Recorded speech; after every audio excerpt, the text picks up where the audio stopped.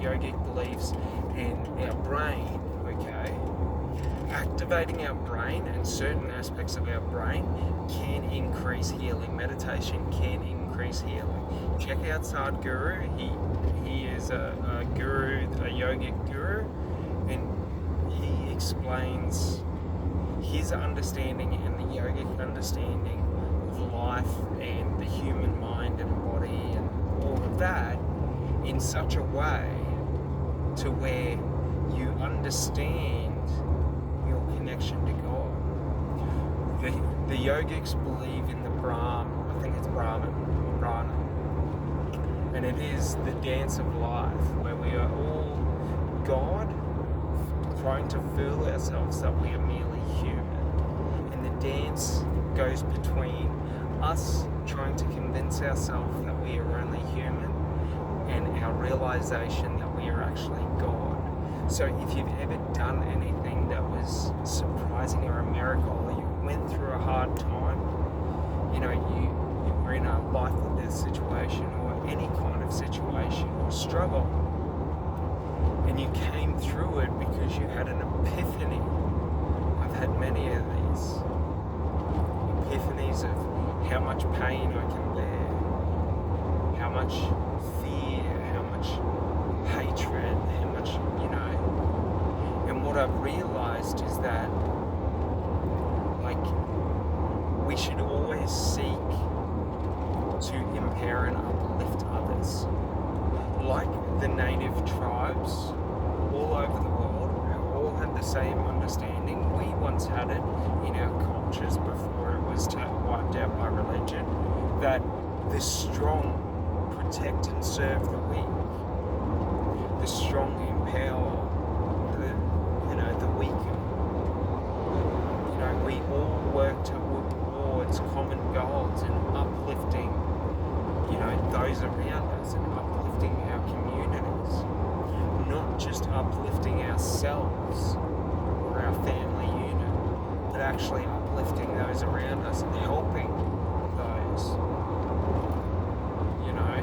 So much of our world issues today are because people simply choose to look away from the negative in life and talk it away. Whereas we should all seek to help however we can, in whatever way we can.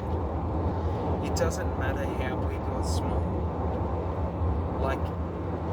If you help one person, just be happy for a moment. You're good. Job done. That's life.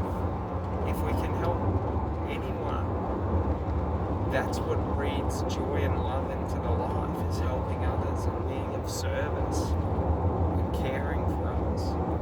Because it's hardwired into our brains, because we need to belong to communities, because we don't survive alone. While we can survive alone, we don't survive spiritually alone. But we can be alone and connected to everyone. That's the thing, it's all in the mind. So what you define as being alone, I can be alone but connected to everyone who has ever lived. Every God out there. Everyone. And I can feel like I'm never alone. And that's the exact same if I'm around other people. So there's no way to practice spirituality. Any way you practice spirituality is the right way for you. And we should all seek to be our best version of ourselves, the one that gives without thought of return, that helps without thought of compensation, It's not that we have to help everyone, but we should help someone, because helping others is what makes us feel needed. Helping others is what makes us feel connected. And helping others makes us feel fulfilled. However that looks for you, you should always seek to be of service to others. Because the thing is, when we're not of service to others, we're in competition with others. when we pull back from one another, we create distance and unknown, which creates fear. We all fear the unknown because the unknown is volatility. It's random. We can't predict the unknown. And the point isn't to predict the unknown, but the point is always to stay connected with those around you. Like truly connected. Without judgment, without hatred, without negativity. One where you want the best for the person you talk to, not to be right or to be better or to belittle or to spew hatred. To tear another down is to tear yourself down. Everyone you hurt weakens you. Do you understand? Those who project power for fear are weak. For if you take that power from them, they have nothing. So, the important thing to understand, we do not need to fear those who are predators. We do not need to fear hatred. We stand and we smile, for we are God. We all are. So the thing is, death is just becoming yourself, your true self. Life is just the game of hiding from yourself. And when we truly find ourselves in life is when we find enlightenment to realizing that we don't have to watch suffering and accept it. We don't have to watch corruption and accept it.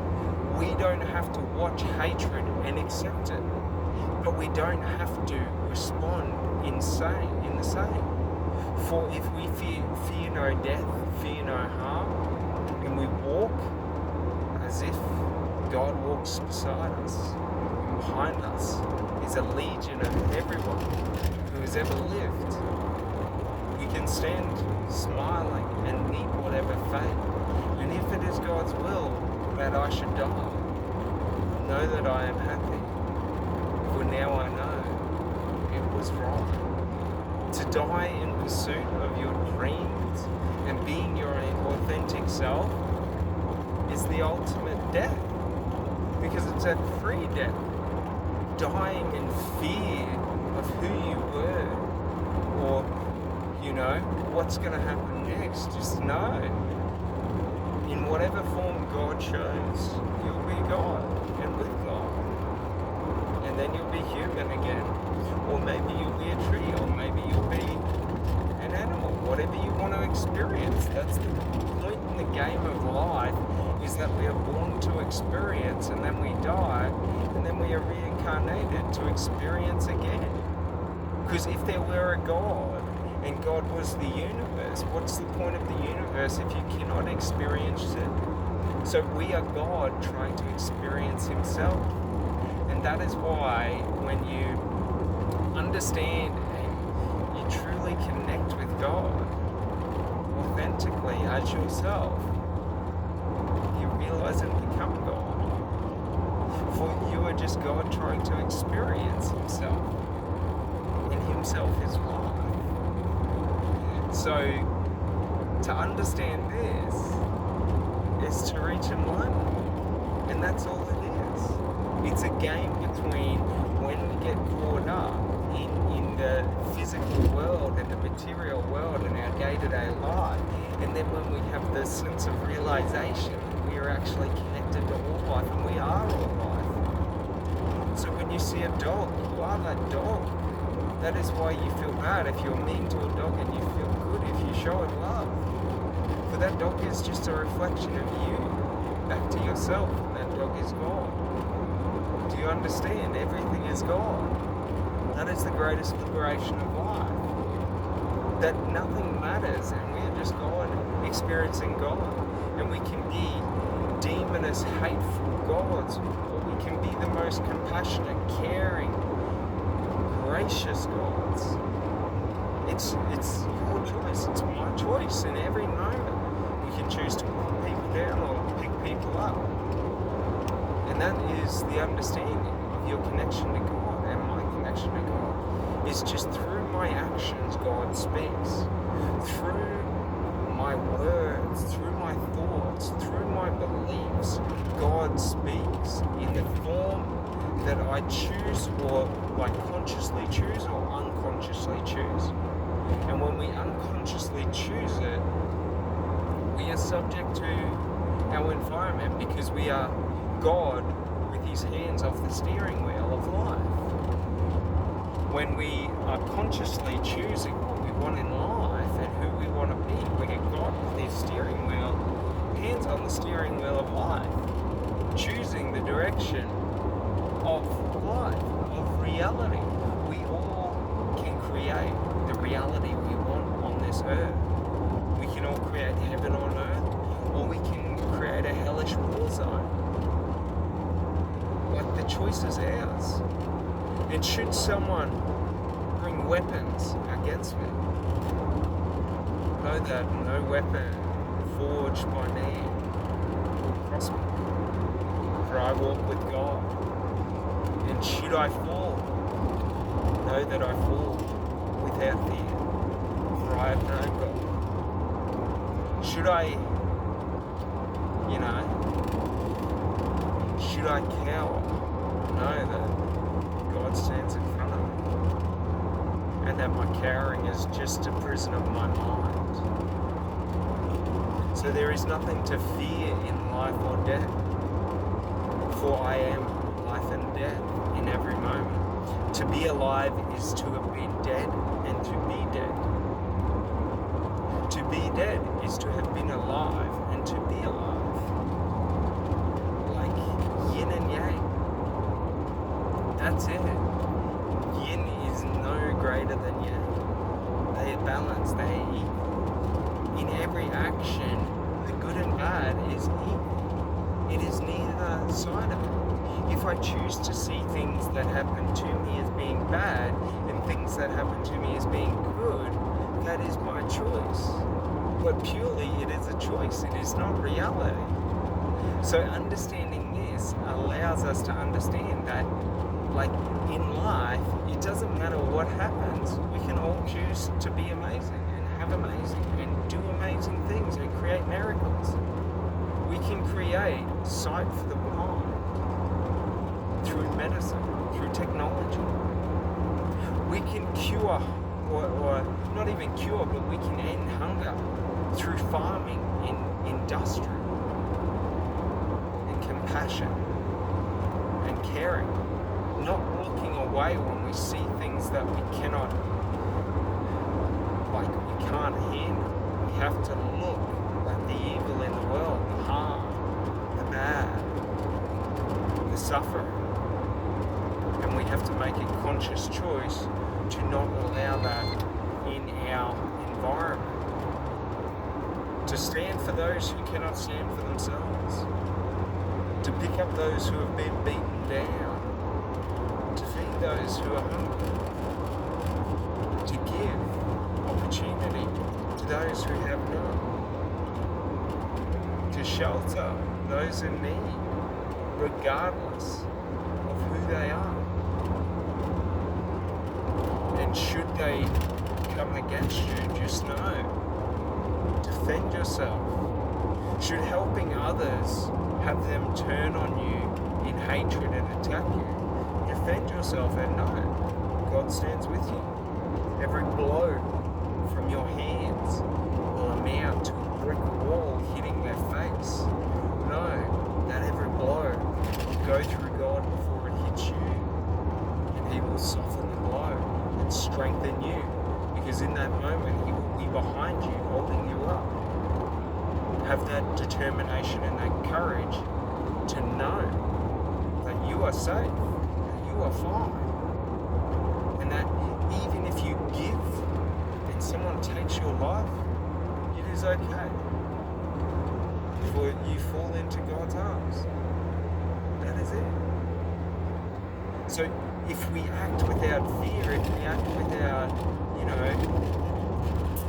fear of the unknown, fear of others, no harm will come to us and no harm will come to them. If people don't have fear of one another, don't have fear of lack, fear of scarcity, fear of, death, suffering, then they will be joyous and happy. And that is ending suffering. And that is what everyone should work towards in their own way. Helping those around them, helping them with employment, helping them with food, helping them with shelter, helping them with education. Everyone should seek to enlighten those around them with what they know. Not through ego, but through, care of sharing. Because when we share our knowledge with one another, that is one of the most important ways we connect. That is how our ancestors connected, through stories. So when we share, jokes, when we share conversations, that's the most important way to connect. So even just talking to people who are less fortunate, going through hard times, and helping them out, your belief in them will instill belief in them. That's the thing. We can either empower people or we can tear them down, and we can make them feel dehumanized, make them feel like nothing, walk past them like they don't exist. How does that make you feel? That's the thing. We all have to be courageous to walk towards suffering and make a conscious choice to do our best to help ease the suffering. It doesn't mean you have to go out and give $1 million to someone, but it means maybe just helping someone out when they're in a tough time, with a conversation. Every suicide could be prevented with one phone call, but people don't know. So if you never want people around you to ever commit suicide, just make sure that you're always in contact with them, because if they've got you, they have someone. This world doesn't need to lose them. Do you understand?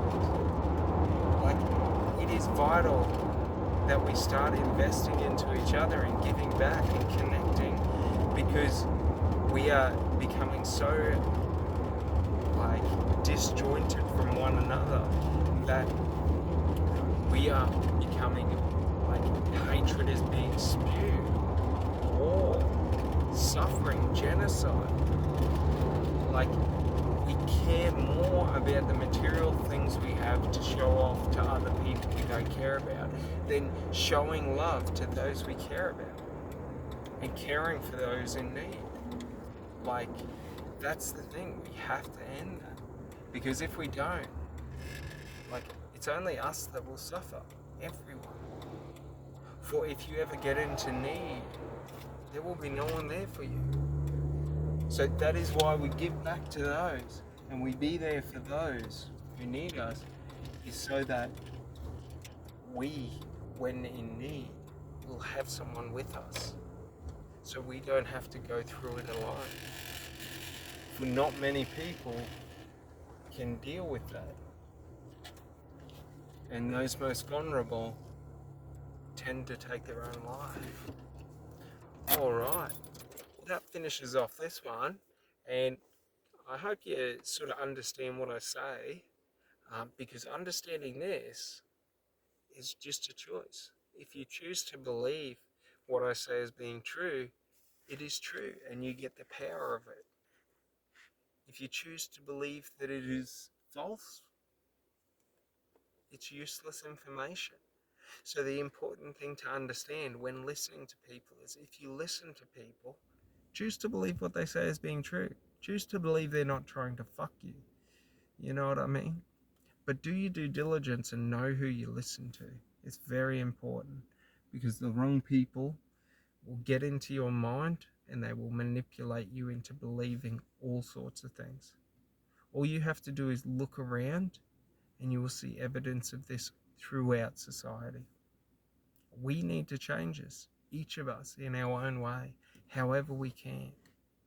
Big or small, doesn't matter. Helping one person brings one more person to your aid. Every person you help will help you. And the problem is a lot of us are becoming so disjointed that we have no one to turn to. And the problem with that is we have no one to talk to. And when we have no one to talk to, we have no one to counter our rationale and make sure that we know what we're saying is true and what we're thinking is reality, because reality gets so skewed. This is why there's mass shootings. This is why, there's killings and things like that. It's because people get skewed in their mind. And what happens is when we get skewed, we get depraved. When we have fear, we must, either give in to that fear or we must end that fear. Like, fear either causes people to cower or to attack. Like, that's an important thing to understand, because we don't want to have fear for other people, because we're either going to be afraid of them or we're going to try to attack them. And that leads, if we're afraid of people, people will try and victimize you. If we attack people, like, we attack the wrong people. It's the wrong way to go about it. We need to be able to stand in the face of fear and realize it is an illusion. All fear is an illusion. There is hatred in the world. There is suffering. There is pain.